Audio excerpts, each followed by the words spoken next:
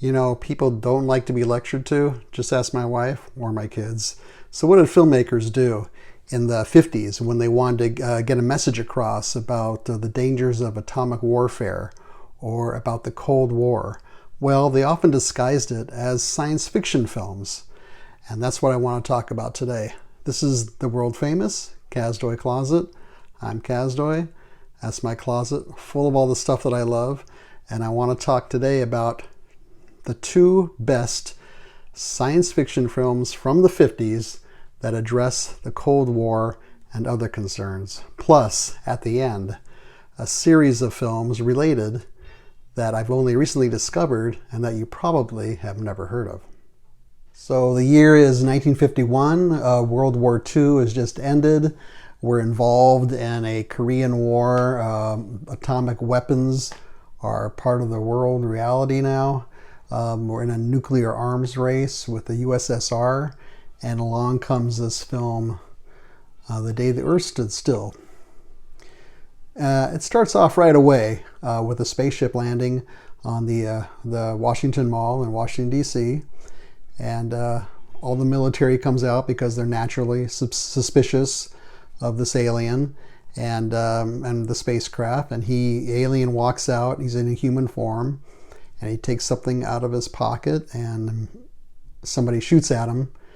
And right away, a giant robot named Gort comes out and destroys all the artillery and all the firearms of the military pointed towards him.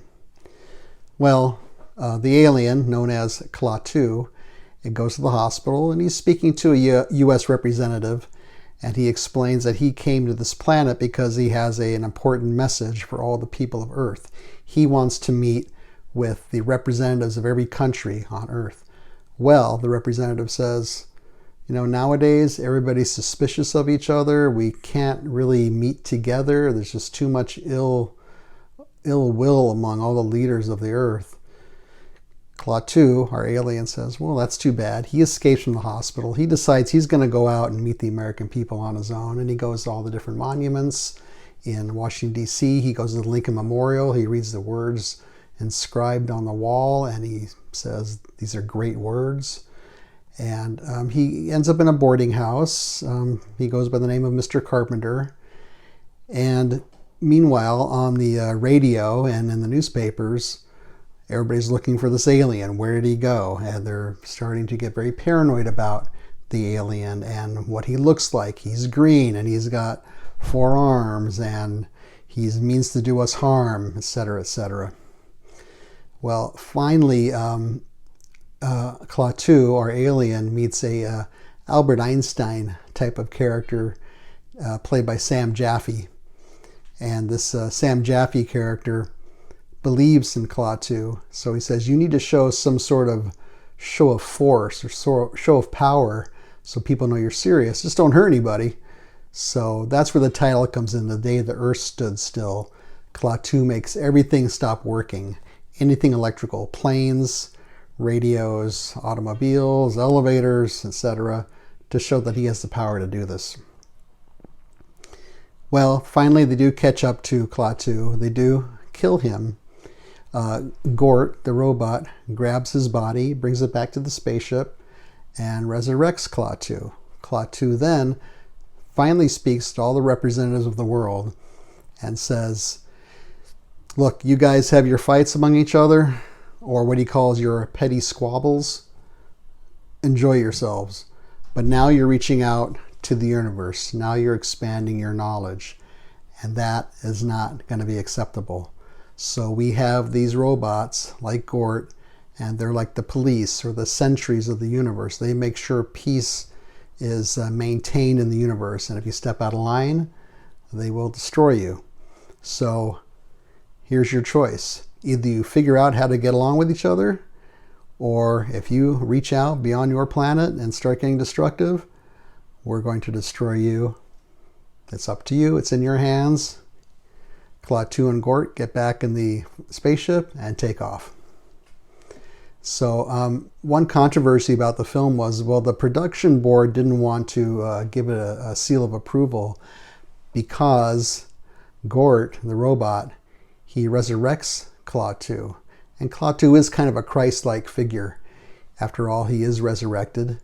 And he comes at the beginning from the heavens with a message of peace. He goes by the name, when he's undercover, of Mr. Carpenter. And then he gives his message, and then he goes back up to the heavens. So they had to change it. They had to put in this one part where he's resurrected, and one of the Americans says, "You mean Gort has the power over life and death?" And Klaatu says, "Only the Almighty has that power. This is just a temporary revival that he's doing." So that was kind of their way out of it. It was directed by Robert Wise, who also directed West Side Story and Sound of Music.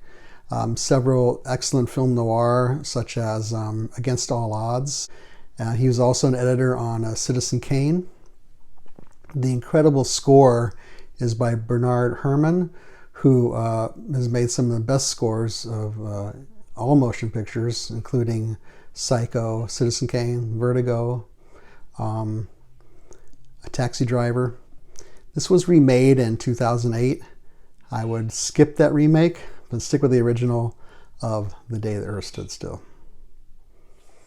We're going to skip 5 years ahead to 1956, and the Korean War is over. Other issues that we talked about in the last film still persist, that along with the remnants of McCarthyism and the Red Scare. And then this film comes out, Invasion of the Body Snatchers. Kind of plays on a primal fear of the people you know, are they really who you think they are? There's something wrong about them. And it has a flashback structure to it, where the main character, Dr. Miles Bennell, he is freaking out in a police station, saying people are coming to get everybody. We have to watch out. The aliens are coming.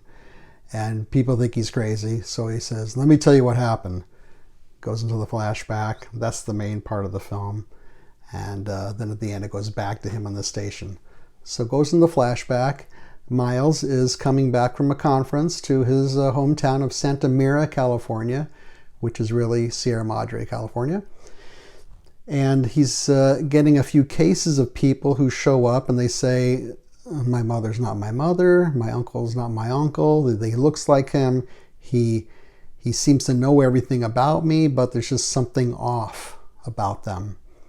Well, Miles decides to go talk to one of his psychiatrist friends, who says, "I've been hearing the same stories. I think it's just mass hysteria. People are worried and concerned about what's going on in the world nowadays with the atom and conflict and social issues." So it turns out Miles was onto something, because these seed pods are coming from outer space and they're taking the place of humans, and now they are unfeeling and kind of soulless and emotionless. And if you fall asleep, that's when they take you over. Is it really explained? Like, how does he take you over? What happens to your body? It's not explained. Just kind of go with it, right? So finally, at the end, Miles is the last one who is not taken over. He survives, and he runs onto a highway, and he's yelling at all the people in the cars, they're coming to get you, you're next, they're coming to get you." Goes back to the police station that we started with the flashback, and somebody shows up, an officer, and says, "We just found a truck full of these giant seed pods." Ah, so Miles wasn't crazy. It is actually happening. The end. Okay. Now, originally, it was supposed to be no flashback at all. That was the film. There was no beginning and end. It started with him coming back from a conference, and all these people are freaking out. And it ends with him yelling at everybody on the highway saying, "You're next. Watch out, they're coming for you." The end. Well, the studio producers, executives, they thought that's too scary for audiences in 1956. So they put the flashback structure on there. So some of the issues that come out in this film, psychoanalysis was just becoming popular. Identity was an issue, like where do I belong in society? Part of that was from PTSD from World War II and then the Korean War. communism, where there's this hive mentality and it's soulless and emotionless, and people are not who you think they are, even your next door neighbors. There's somebody else now. And then along with that, the move to the suburbs, where everything's sort of cookie cutter and it's away from the cities, and everything has a sameness to it and kind of a sterility to it in a way. It was directed by Don Siegel, who also directed some very good films, such as Dirty Harry, Right in Cell Block 11, Charlie Varick, The Killers. It was remade in 1978. Very, very good remake with Donald Sutherland and Leonard Nimoy. And Kevin McCarthy, who plays Dr. Bennell in this, has a cameo near the beginning where he's running on the highway saying, "They're coming for you." And the characters are like, "Who is this guy?" And then Don Siegel, the director, even has a cameo in the remake. He plays a cab driver in one scene. It was remade again in 1993 as Body Snatchers. That one had an R rating, so the special effects and the grisliness was amped up. I still liked it. I haven't seen it in a long time, but I thought it was good when I saw it.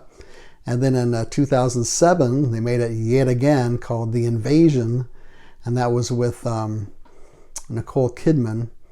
But I have not seen that one. I know that it did not get very good reviews, so I've never checked it out. But anyways, always go with the original.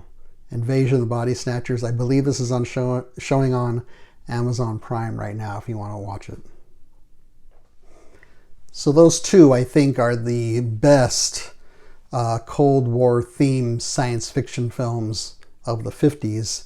But there were also some films that came out showing the effects of atomic radiation. We're talking about the giant bug films. It all kind of started with Godzilla out of Japan, Hiroshima, Nagasaki. And Godzilla is a creation of atomic radiation. This is I think this one's kind of out of print now. It's Gojira. And after that, they had some, what they call the giant bug films. The best one probably being Them. This was the giant ant films, and probably the best one of the lot. And then I recently discovered a series that began as a TV series in England, the BBC, called Quatermass. And then they made some films after the series, and they deal with the similar themes: the effects of radiation, alien invasion, nuclear rockets, the inherent evil of man. And there's 4 of those: the Quatermass Experiment, and then Quatermass 2,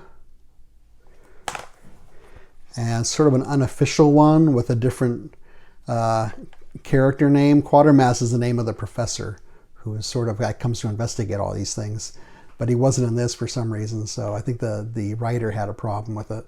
So it's called X the Unknown, but it's basically another Quatermass movie. And then in '67, so about 10 years later, they came out with Quatermass and The Pit. So those are all very entertaining.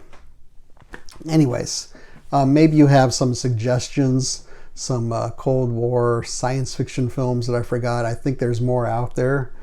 But I wanted to talk about what I think are the 2 strongest ones.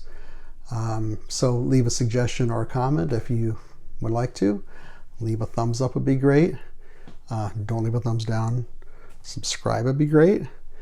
Next time I think I'm going to talk about my 3 favorite Cold War dramas of all time. Otherwise, I will see you next time.